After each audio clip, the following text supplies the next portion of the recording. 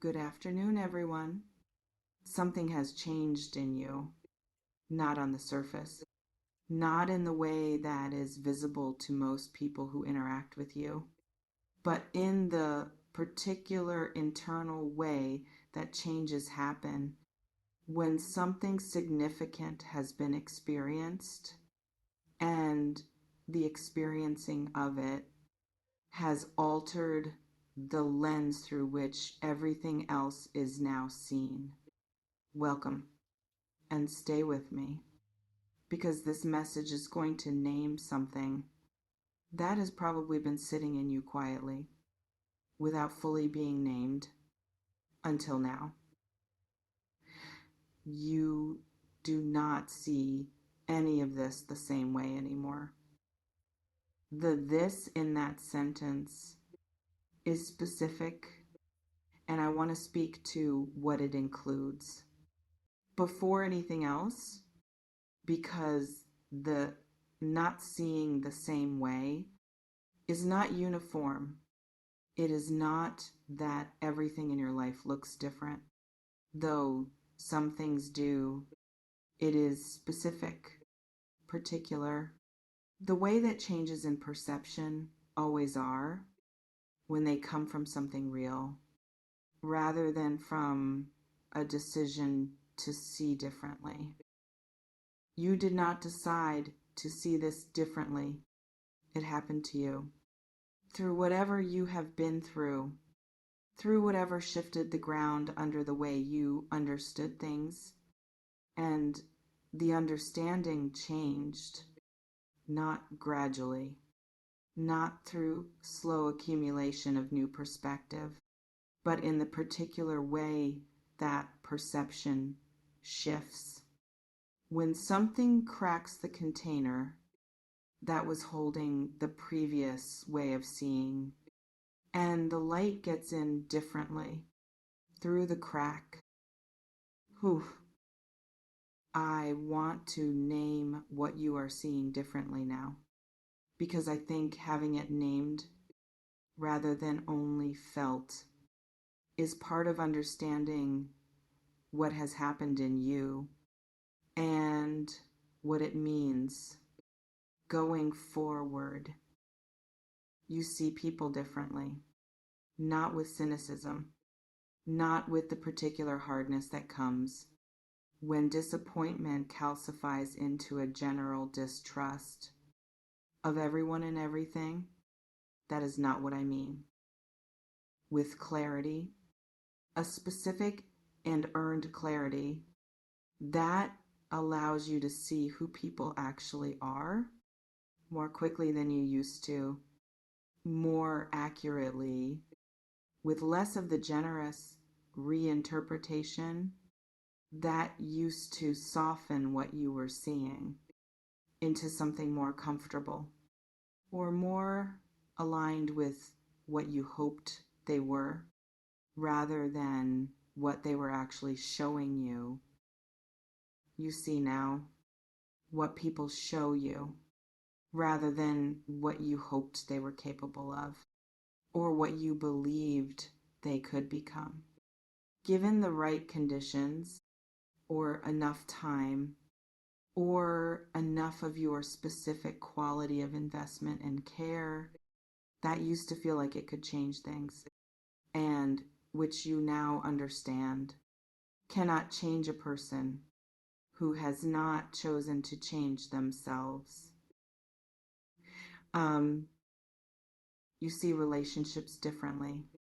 The whole architecture of what you want from them and what you are willing to give to them has shifted, not drastically, not in a way that leaves you unavailable or closed or unwilling to invest again, but in a way that has changed what counts as investment and what counts as receiving something equal.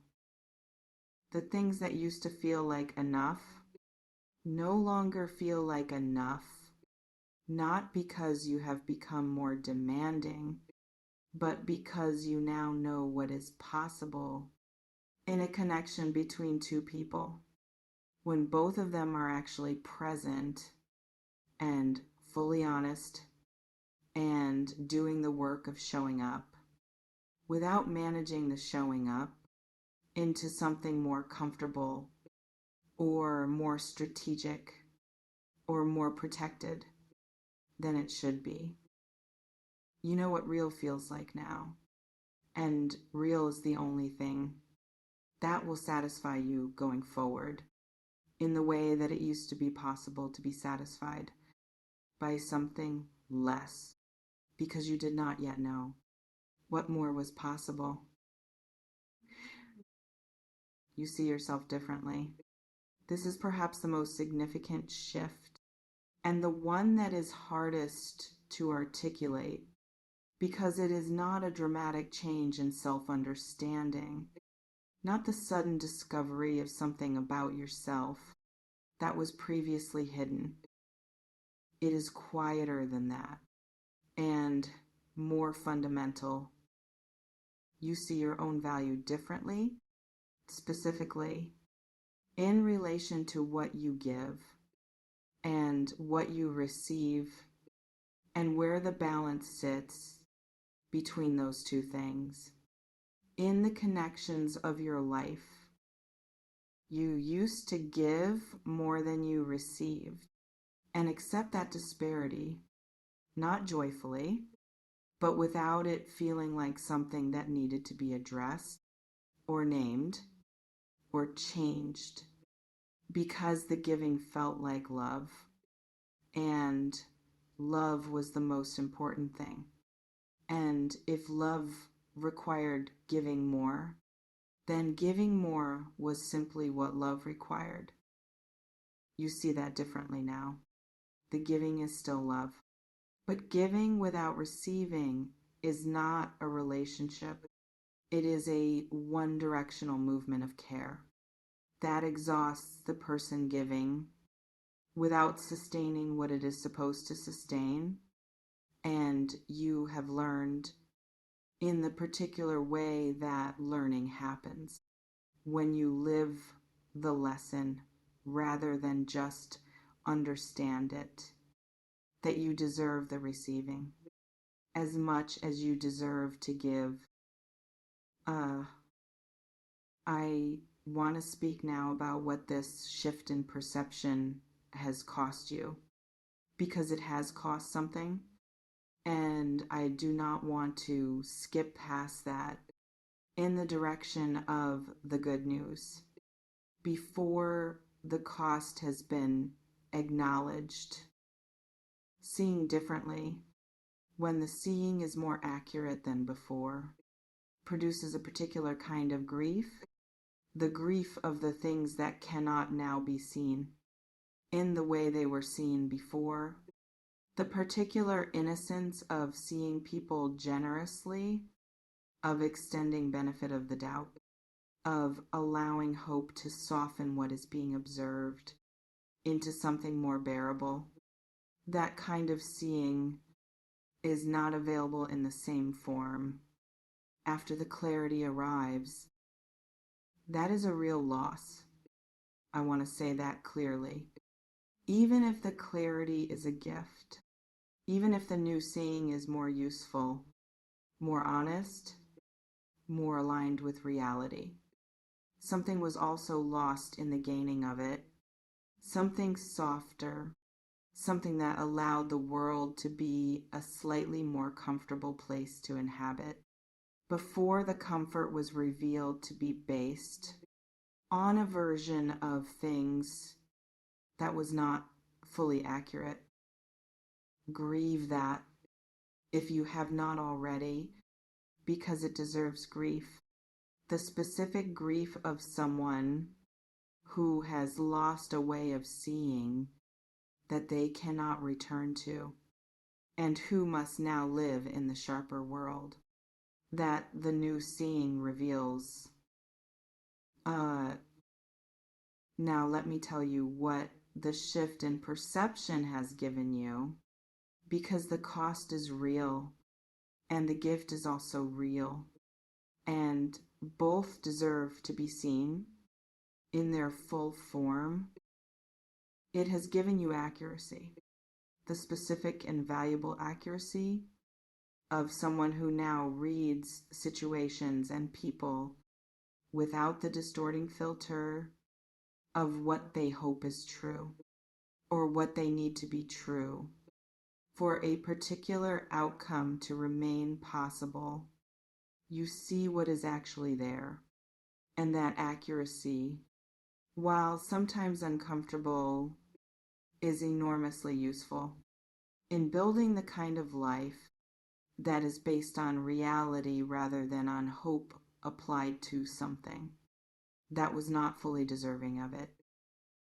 It has given you discernment, the ability to feel the difference between real and performed, between genuine and strategic, between someone who is actually present and someone who is managing their presence in a way that feels like presence, but is not. That discernment is going to protect you going forward in ways that will not always be visible, because protection often operates by keeping something from happening rather than by producing something visible. And it has given you standards, real ones, not the theoretical standards of someone who knows what they want, but has not yet had the experience of not receiving it fully enough to know exactly what the absence of it costs. These are the earned standards of someone who has lived the lesson and knows now, with the certainty of experience, what they will not accept and what they require for a connection to be worth their full investment. I want to speak now about what comes next, because the shift in perception is not just about the past.